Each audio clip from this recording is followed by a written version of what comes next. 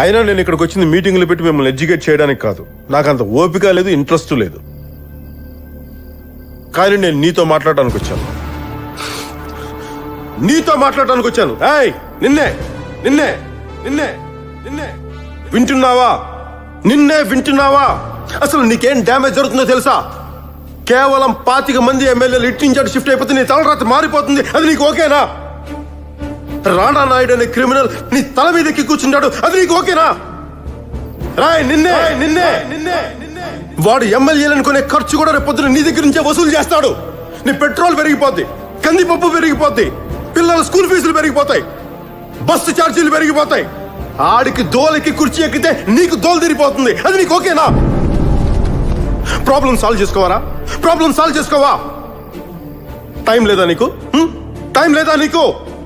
నీకు ఇష్టమైన లీడర్ నీ ఊరిస్తే రోజంతా ఎండలో నిలబడతావు. నీ లవర్ ఫోన్ చేస్తే గంటలు పార్క్ దగ్గర వెయిట్ చేస్తావు. కొత్త సినిమా రిలీజ్ అయితే తెల్లవారుజామున 5 గంటల క్యూలో నుంచుంటావే.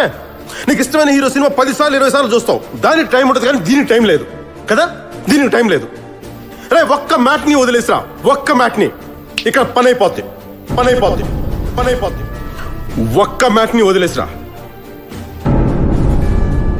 రే హీరో కావాలరా నీకు హీరో కావాలా? నువ్వు హీరోవి కాదా? నీ ఇంటికి నువ్వే కదరా హీరో. మరి నీ ఇంటి కోసం నువ్వేం చేస్తున్నావు? నీ ఇంటి కోసం? నువ్వు యూత్వా? ఎముకలు కుళ్ళిన వయసులు మళ్ళిన సోమరులారా చావండని శ్రీశ్రీ తిట్టింది నిన్నే. దేవుడా రక్షించు నా దేశాన్ని తిలక్ ఏడ్చాడ్రా. తెలుసా నీకు ఆ సంగతి? నువ్వు ఇలా ఉంటే దేవుడు ఏం చేస్తాడ్రా? వాడిని ఆపడానికి నేను వెళ్తున్నా. రేపు నువ్వు హైదరాబాద్ వస్తున్నావు, మనిద్దరం కలిసి వెళ్తున్నావు. వస్తున్నావా లేదా?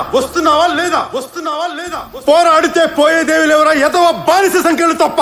రా హైదరాబాద్ నడిపొట్టున్న రాంబాబు గారు వెయిట్ చేస్తున్నాడు. రా